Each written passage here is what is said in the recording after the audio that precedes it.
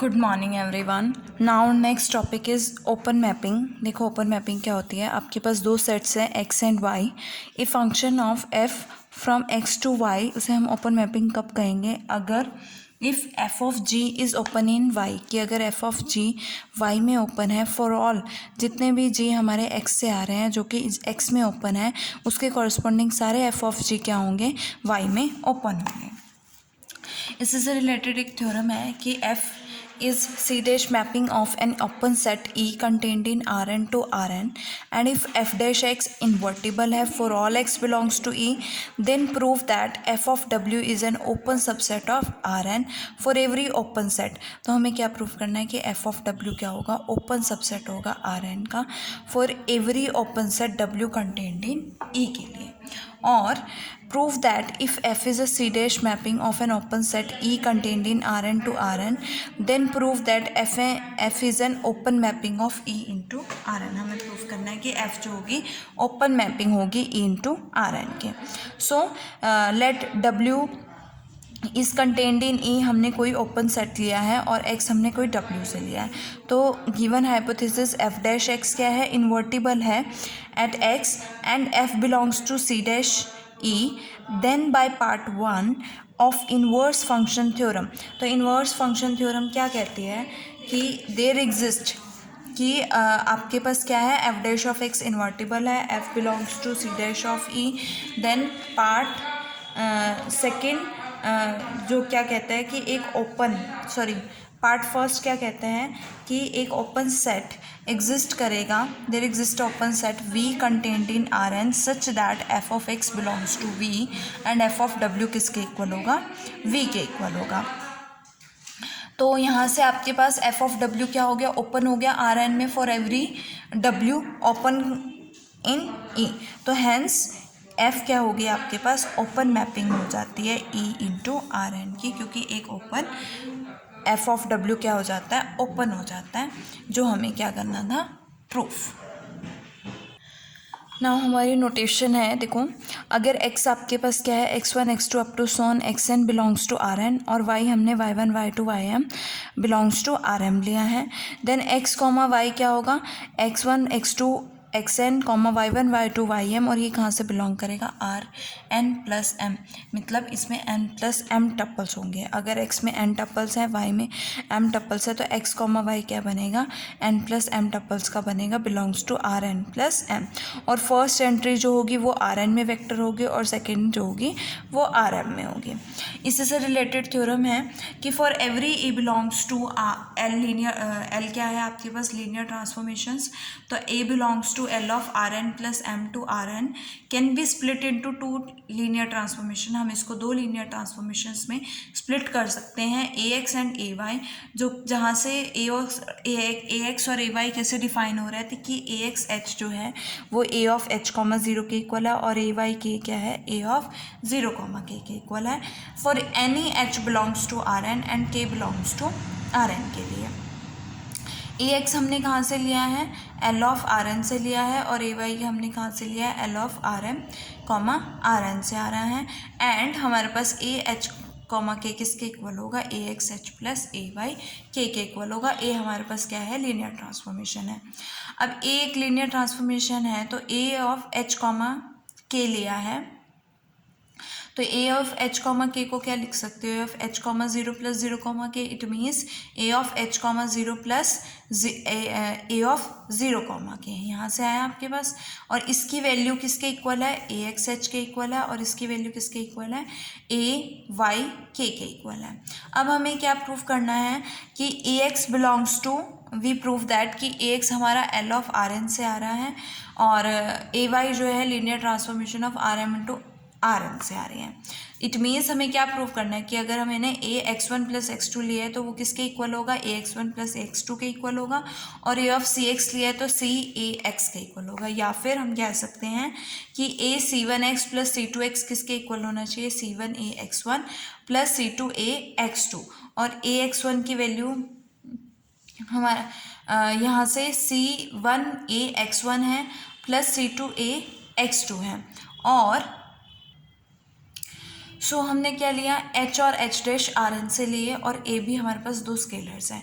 तो अगर मैं A X A H plus B H dash find out करती हूँ तो मैं इसको लिख सकती हूँ A H plus B H dash comma zero, और यहाँ से ए ऑफ क्या बनेगा, A H comma zero plus B H dash comma zero.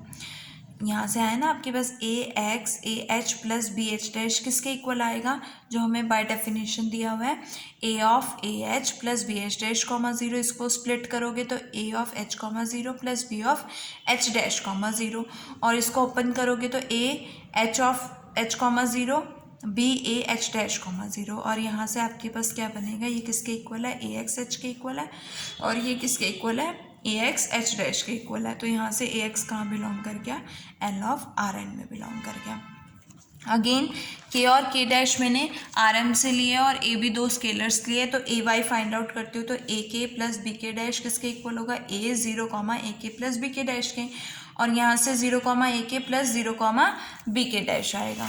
Open करोगे ए ज़ीरो कॉमा के प्लस बी ज़ीरो कॉमा के डैश, और यहाँ से ए ज़ीरो कॉमा के किसके इक्वल है, ए वाई के इक्वल है, और ये ए वाई के डैश के इक्वल है।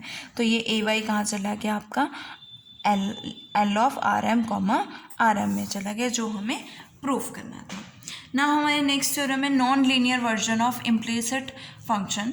देखो इसमें हमारी जो पहली थ्योरम है क्या है, if A belongs to L of R N plus M comma R N, और अगर ए एक्स इन्वर्टिबल है then there correspond to every K, हर एक के जो कि आर एम से आएगा एक यूनिक एच जो है आर एन से एग्जिस्ट करेगा, such that A H comma के क्या होगा, ज़ीरो होगा। It means H can be and H this H can be computed from के, और इस एच को हम के से फाइंड आउट कर सकते हैं बाय द फॉर्मूला दिस। ये हमें प्रूफ करना है। सो ए हमने लिया है L of this by above theorem, A H के किसके इक्वल हो जाएगा, ए एक्स एच प्लस ए वाई के इक्वल। तो हमने ये थ्योरम यहाँ पे प्रूफ करनी है। सो यहाँ से ए एक्स एच किसके इक्वल है, A of H comma zero के इक्वल है, ए वाई के ए ऑफ ज़ीरो कॉमा के इक्वल है। अब H belongs to R N और K belongs to R M के लिए A X belongs to this and A Y belongs to this, और ए एच कॉमा के की वैल्यू क्या है, ये है। तो A H comma K zero कब होगा, if and only if this value is equals to zero, और ये वैल्यू कब ज़ीरो होगी, जब A X H is equal to minus A Y के होगा, और ए एक्स आपके पास इन्वर्टिबल है तो मैं लिख सकती हूँ ए एक्स का इन्वर्स मल्टीप्लाई कर सकते हो, तो एच की वैल्यू क्या आएगी, माइनस ए एक्स इनवर्स ए वाई के। तो ये ज़ीरो कब होगा, जब आपके पास एच क्या होगा, ये होगा, मतलब एच हम यहाँ से कंप्यूट करेंगे। नेक्स्ट है let A of V denote the set of all linear transformation from R N to R M. हमने ए ऑफ वी सभी लीनियर ट्रांसफॉर्मेशंस का सेट लिया है आर एन से आर एम में। हमें प्रूफ करना है कि ए ऑफ वी जो है आइसोमॉर्फिक होगा एम क्रॉस एन मैट्रिसेस के। सो इसके लिए मैंने X one X two X N और Y one Y two Y M R N और आर एम के बेसिस लिए हैं। बेसिस लिए तो लीनियर कॉम्बिनेशन बनाएंगे। So for any X belongs to R N के basis X one X two X N है, हम उसको लीनियर कॉम्बिनेशन में लिख सकते हैं। X is equal to summation I is equal to one to N C I X I. और as you know that X एक्स आपका आर एन से आ रहा है और ए एक्स हमारा आर एम से आ रहा है तो ए मैपिंग बनेगी R N to R M. Next C I's हमारे पास स्केलर है और ए एक्स हमारे पास कहाँ से आ रहे हैं, आर एम से आ रहे हैं।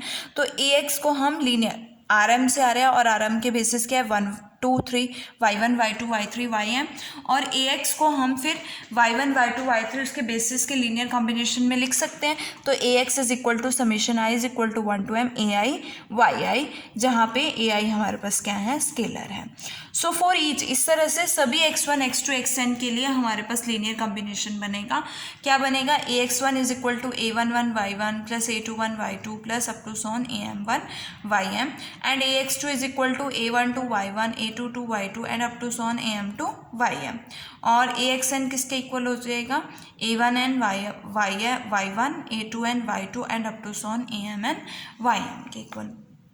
तो अगर मैं कंबाइन करूंगी तो क्या बनेगा, A X I is equals to summation J is equal to 1 to m A J I Y I, और यहाँ पे एक मैट्रिक्स बनेगी A I is equal to A one one A one two A one N and up to son, जहाँ पे X क्या होगा X one X two X N, Y क्या होगा Y one Y two Y N हो जाएगा।